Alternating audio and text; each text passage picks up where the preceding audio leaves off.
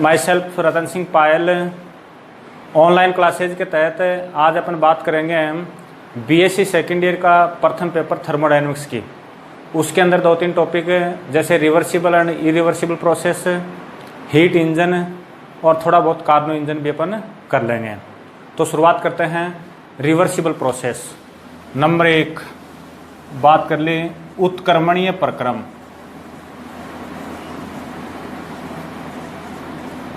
या फिर इसी को बोलते हैं इंग्लिश में रिवर्सिबल प्रोसेस।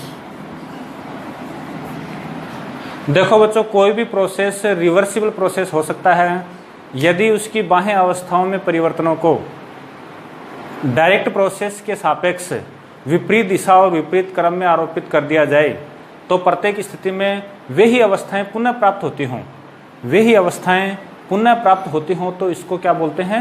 रिवर्सिबल प्रोसेस बोलते हैं। इसके अंदर मैंने मुख्य एक बात बोली कि जैसे कोई निकाय A है, उस निकाय के दाब और ताप में परिवर्तन किया तो वो निकाय चेंज होकर बन गया आपका निकाय B बन गया। ठीक बात ना? अगर इसको मैं ऐसे बोलूं कि निकाय A का दाब और प्रेशर एंड टेम्परेचर आपने बढ़ाया तो निकाय B प्राप्त हुआ। अगर इसका प्रेशर एंड टेम्परेचर कम कर देते हो, विपरीत दिशा और विपरीत क्रम में पुनः निकाय B से निकाय A प्राप्त हो जाए तो इसको अपन क्या बोलते हैं? क्या बोलते हैं? रिवर्सिबल प्रोसेस बोलते हैं। यहां पर ध्यान देने वाली बात है विपरीत दिशा, विपरीत दिशा व विपरीत क्रम में, विपरीत क्रम में बाह्य अवस्थाओं को परिवर्तित करना है। इसके लिए आवश्यक शर्त है, 3 शर्त हैं इसके अंदर। नंबर 1 शर्त तो यह है कि प्रक्रम के अंदर जो परिवर्तन हो रहे हैं या प्रक्रम है वो बहुत ही धीमा होना चाहिए। प्रक्रम कैसा होना चाहिए? बहुत ही धीमा होना चाहिए। प्रक्रम के अंदर परिवर्तन है वो बहुत ही धीमे होने चाहिए। इसके बाद में नंबर 2 है वो ऊष्मा हानि नहीं होनी चाहिए। ऊष्मा हानि नहीं होनी चाहिए, किसी प्रकार की ऊष्मा हानि नहीं होनी चाहिए। नंबर 3 है वो निकाय और परिवेश के ताप और दाबों में अंतर ज्यादा नहीं होना चाहिए। निकाय यानी सिस्टम एंड सराउंडिंग्स के बीच में जो प्रेशर एंड टेम्परेचर में ज्यादा अंतर नहीं होना चाहिए। तो शॉर्ट में देखो इसकी डेफिनेशन क्या लिख के आओगे आप लोग? आप लिखोगे यदि किसी प्रक्रम में बाह्य अवस्थाओं में परिवर्तनों को प्रत्येक प्रक्रम के सापेक्ष विपरीत दिशा व विपरीत क्रम में आरोपित करने पर प्रत्येक स्थिति में वे ही अवस्थाएं पुनः प्राप्त होती हों तो इसे रिवर्सिबल प्रोसेस कहते हैं। इसकी 3 शर्त हैं कि प्रक्रम बहुत धीमा होना चाहिए, प्रक्रम के अंदर किसी प्रकार की ऊष्मा हानि नहीं होनी चाहिए।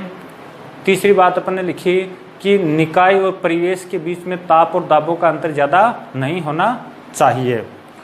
इसके बाद में अगला पॉइंट अपना अनुत्क्रमणीय प्रक्रम। अगला क्या बताया? अनुत्क्रमणीय प्रक्रम।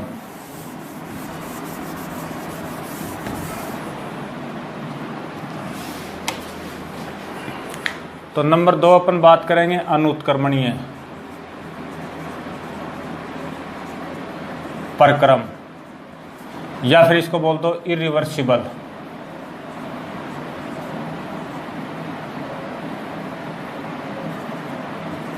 Irreversible process. तो देखो डेफिनेशन देने के लिए आपने 2 प्रकार से दे सकते हो। आप तो या तो ये बोलो कि यदि कोई प्रक्रम उत्क्रमणीयता की शर्तों की पालना नहीं करता है, उत्क्रमणीयता की जो 2-3 शर्तें थी उनकी पालना नहीं करता तो उसको बोलते हैं अनुत्क्रमणीय। या फिर आप ऐसे बोलो यदि किसी प्रक्रम से संबंधित बाह्य अवस्थाओं में परिवर्तनों को प्रत्येक प्रक्रम के सापेक्ष विपरीत क्रम व विपरीत दिशा में आरोपित करने पर प्रत्येक स्थिति में पुनः वे ही अवस्थाएं प्राप्त नहीं होती हों तो इसे अनुत्क्रमणीय प्रक्रम कहते हैं। इसके जो एग्जाम्पल हैं, कुछ एग्जाम्पल हैं इसके। एग्जाम्पल नंबर 1 आप ये कर सकते हो, ऊष्मा संचरण। ऊष्मा संचरण की जो विधियां हैं, ऊष्मा संचरण की विधियां, ये सारी क्या हैं, अनुत्क्रमणीय प्रक्रम हैं। नंबर 2 आप लिख सकते हो घर्षण। घर्षण के द्वारा जो ऊष्मा हानि होती है, घर्षण से होने वाली ऊष्मा हानि, ये भी क्या है, एक अनुत्क्रमणीय प्रक्रम है। आप इसको ऐसे बोल सकते हो, घर्षण से जो ऊष्मा उत्पन्न होती है, उस ऊष्मा को पुनः घर्षण के रूप में परिवर्तित नहीं किया जा सकता। तीसरा आप बोल सकते हो जूल प्रभाव। जूल प्रभाव, जब किसी वायर के अंदर आप करंट फ्लो करते हो तो हीट उत्पन्न होती है, उसी हीट से पुनः आप विद्युत ऊर्जा को बनाना चाहो तो प्रत्येक स्थितियों में वही अवस्थाएं प्राप्त नहीं होंगी, तो वो आपको क्या हो जाएगा, अनुत्क्रमणीय प्रक्रम हो जाएगा। 3 आपकी रासायनिक अभिक्रियाएं। रासायनिक अभिक्रियाएं, सारी रासायनिक अभिक्रिया भी क्या है, अनुत्क्रमणीय या फिर उत्क्रमणीय नहीं होती हैं। इसके बाद में देखो, उत्क्रमणीय प्रक्रम एक आदर्श स्थिति है, यानी वो एक आइडियल केस है, वो कभी वास्तव में प्राप्त नहीं होता है। वास्तविक रूप से सारे के सारे प्रक्रम अनुत्क्रमणीय होते हैं, लेकिन अनुत्क्रमणीय प्रक्रमों को छोटे छोटे उत्क्रमणीय प्रक्रमों में डिवाइड किया जा सकता है, यानी अनुत्क्रमणीय प्रक्रम का एक छोटा सा भाग उत्क्रमणीय होता है।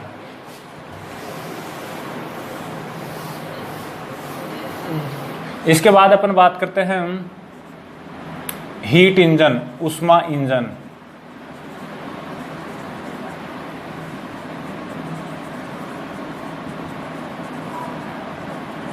हीट इंजन, हीट इंजन यानी ऊष्मा इंजन एक ऐसी युक्ति है जो ऊष्मा को कार्य में रूपांतरित करती है। इसका मुख्य काम क्या है कि यह ऊष्मा लेगी और क्या करेगी, कार्य करेगी, हीट को वर्क में चेंज करती है। इसके अनिवार्य रूप से 3 भाग होते हैं, अनिवार्य रूप से 3 भाग होते हैं। पहला भाग है इसका ऊष्मा स्रोत। ऊष्मा स्रोत यानी हीट सोर्स, ठीक बात है ना। हीट सोर्स का ताप उच्च होता है, ताप उच्च, और इसकी जो धारिता है, धारिता अनंत ली जाती है, धारिता अनंत ली जाती है। देखो, ऊष्मा स्रोत से हीट इंजन ऊष्मा लेता है, ठीक बात ना। इसकी धारिता अनंत होने का अर्थ है कि अगर हीट सोर्स से ऊष्मा ली जाएगी तो उसके टेम्परेचर पर कोई प्रभाव नहीं पड़ेगा। इसका जो दूसरा भाग है वो यांत्रिक व्यवस्था। यांत्रिक व्यवस्था व कार्यकारी पदार्थ, वह कार्यकारी पदार्थ। Mechanical arrangement and working substance. देखो, यांत्रिक व्यवस्था के रूप में पिस्टन युक्त सिलेंडर काम में लेते हैं, पिस्टन युक्त सिलेंडर काम में लेते हैं, जिसकी दीवारें हैं वो कुचालक होती हैं। दीवारें क्या होती हैं, कुचालक होती हैं, और तली है उसकी क्या होती है, सुचालक होती है। फिर बाद में कार्यकारी पदार्थ के रूप में आप आदर्श गैस काम में ले सकते हो। आदर्श गैस सैद्धांतिक रूप से आदर्श गैस काम में ली जाती है, या आइडियल रूप से आइडियल गैसें काम में ले सकते हैं, लेकिन व्यवहारिक रूप से यहाँ पर आप वायु काम में ले सकते हो या वास्तविक गैस काम में ले सकते हो, वास्तविक गैस काम में ले सकते हो, ठीक है। यानी क्या बात की मैंने, यांत्रिक व्यवस्था के रूप में पिस्टन युक्त सिलेंडर होता है, जिसकी दीवारें कुचालक और तल है वो क्या होता है, सुचालक होता है। और कार्यकारी पदार्थ के रूप में अपन काम में लेते हैं आइडियल गैस या फिर वास्तविक गैस। व्यवहारिक रूप में वास्तविक गैस हैं, और आइडियल स्थिति के लिए अपन क्या लेते हैं, आइडियल गैसें काम में लेते हैं। ये गैस इस सिलेंडर के अंदर डालते हैं, और ये सिलेंडर का जो पिस्टन है, जैसे गैस जैसे प्रसारित होगी तो पिस्टन ऊपर उठेगा तो कार्य होगा, या पिस्टन को दबाएंगे तो निकाय के ऊपर कार्य किया जाएगा। तीसरी जो बात है वो है ऊष्मा सिंक, हीट सिंक। देखो, ऊष्मा सिंक का ताप है वो कम लिया जाता है या कम रखा जाता है, और इसकी जो धारिता है वो क्या होती है, इसकी भी अनंत होती है। कार्य करने के बाद में जो ऊष्मा बचती है वो ऊष्मा सिंक हीट इंजन के द्वारा ऊष्मा सिंक में त्यागी जाती है। ऊष्मा धारिता अनंत होने के कारण उसके टेम्परेचर पर कोई प्रभाव नहीं पड़ता है। चलो ये तो इसकी कुछ मुख्य मुख्य बातें हो गई। इसके बाद में अपन बात करते हैं इसका सैद्धांतिक चित्र या फिर थ्योरेटिकल डायग्राम। हाँ, तो अगला अपना टॉपिक है ऊष्मा इंजन का सैद्धांतिक चित्र। ऊष्मा इंजन के अंदर अपन ने 3 बातें कर ली, ऊष्मा स्रोत, ऊष्मा सिंक और यांत्रिक व्यवस्था और कार्यकारी पदार्थ है। तो इसके अंदर देखो ये तो होता है अपना ऊष्मा स्रोत, ऊष्मा स्रोत T1 केल्विन। इसके बाद में ये T2 केल्विन पर ऊष्मा सिंक है, ऊष्मा सिंक है, और ये आपका वर्किंग सब्सटेंस यानी यांत्रिक व्यवस्था है।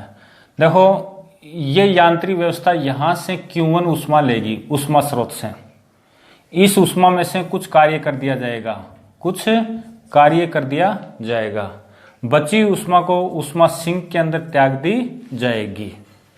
तो इस प्रकार से देखो इसका सैद्धांतिक चित्र है, ऊष्मा स्रोत, ऊष्मा सिंक, और ये कार्य कर दिया इसने। ऊष्मा स्रोत से T1 केल्विन पर इसने ऊष्मा Q1 ली, कार्य W किया, बची ऊष्मा को, शेष ऊष्मा Q2 को ऊष्मा सिंक के अंदर उसने त्याग दिया।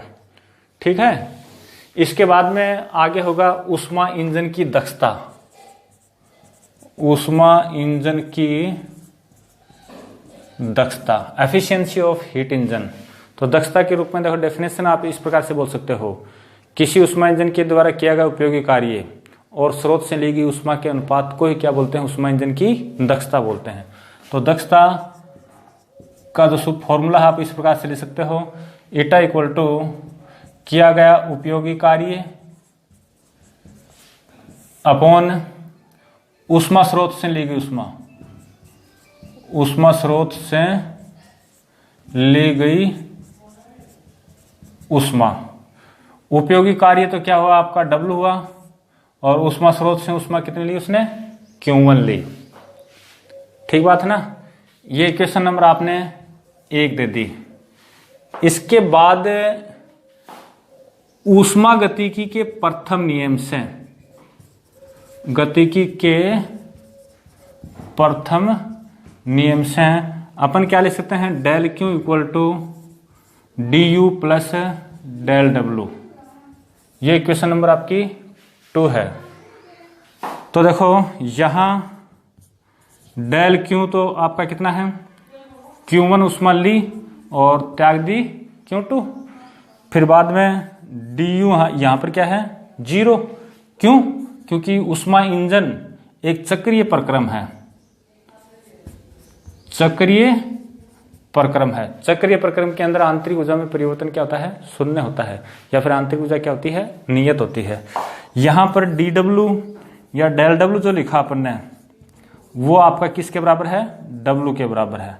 समीकरण 2 में रखने पर, समीकरण 2 से Q1 minus Q2 equal to आपका कितना आ गया, W आ गया। ये समीकरण नंबर आपकी 3 होगी। समीकरण 3 से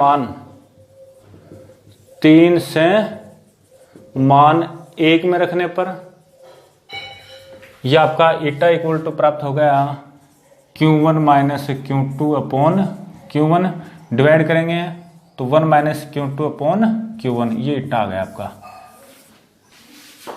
ठीक है। इसके बाद में थोड़ा सा पॉइंट इसी के अंदर जोड़ देते हैं, बाद में अब दोनों सेम इसलिए एक साथ ही कर लेते हैं। कार्नो इंजन के जो भाग हैं, कार्नो चक्र और कार्नो इंजन की जो दक्षता है, उसका फॉर्मूला अपन बाद में करेंगे।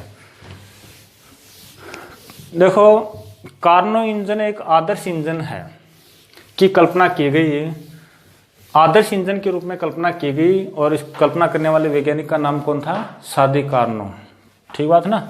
तो मैं बात कर रहा हूं कार्नो इंजन के भाग, इंजन के भाग।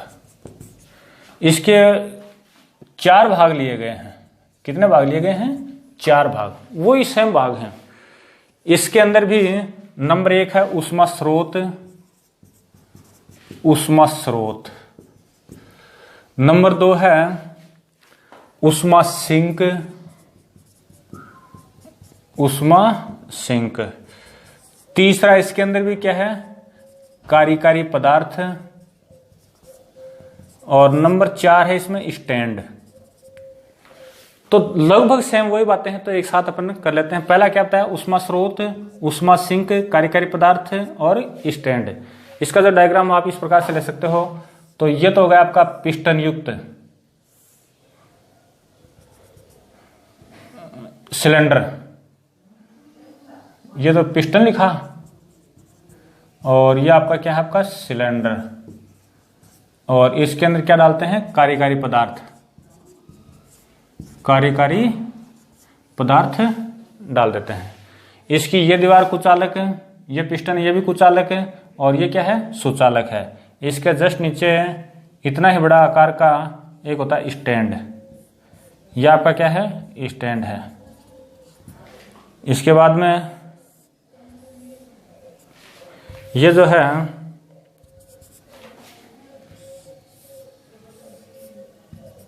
अब देखो, ये आपका उष्मा स्रोत है, इसकी दायरता भी अनंत है, टेम्परेचर T1 हाई होता है। इसके बाद में ये आपका उष्मा सिंक है, उष्मा सिंक, इसका टेम्परेचर T2 केल्विन, और ये आपका ये भी क्या है, दायरता अनंत होती है। ध्यान देने वाला, ये जो डॉटेड लाइनें हैं ये सुचालक हैं, सुचालक, ये भी सुचालक है, ये भी सुचालक है, और ये भी क्या है, सुचालक है। ठीक बात ना। जब इसका चक्रीय प्रक्रम करेंगे तो इस जो सिलेंडर है या यांत्रिक व्यवस्था है, इसको अलग अलग जगहों पे अपन रखेंगे। ठीक बात है। एक बार दोबारा बोल रहा हूं, देखो कार्नो इंजन के मुख्यतः 4 भाग हैं। 4 भागों में उष्मा स्रोत जिसका टेम्परेचर हाई रखा जाता है, और इसकी दायरता इसकी क्या होती है, इसकी भी अनंत होती है। यहाँ कार्यकारी पदार्थ है, यहाँ से उष्मा लेता है, और वो T1 केल्विन पर यहाँ से उष्मा Q1 ग्रहण करेगा। दूसरा भाग है उष्मा सिंक। उष्मा सिंक है, उसका टेम्परेचर लो रखा जाता है, और इसकी दायरता भी क्या होती है, अनंत होती है। फिर ये आपका पिस्टन युक्त सिलेंडर है, जिसके अंदर कार्यकारी पदार्थ भरा हुआ है। कार्यकारी पदार्थ यहाँ पर कार्नो इंजन के लिए अपन लेंगे आदर्श गैस लेंगे, आइडियल केस के अंदर क्या लेंगे, आइडियल गैस ही लेते हैं। ठीक बात ना। इसकी दीवारें किस प्रकार की हैं, बहुत बार बोला जा चुका है। ये दीवार कुचालक है, और ये नीचे वाला भाग ये क्या है, सुचालक है। इस पिस्टन युक्त या फिर इस यांत्रिक व्यवस्था को बीच में रखने के लिए अपने पास ये एक कुचालक क्या है, सिलेंडर है। Thank you.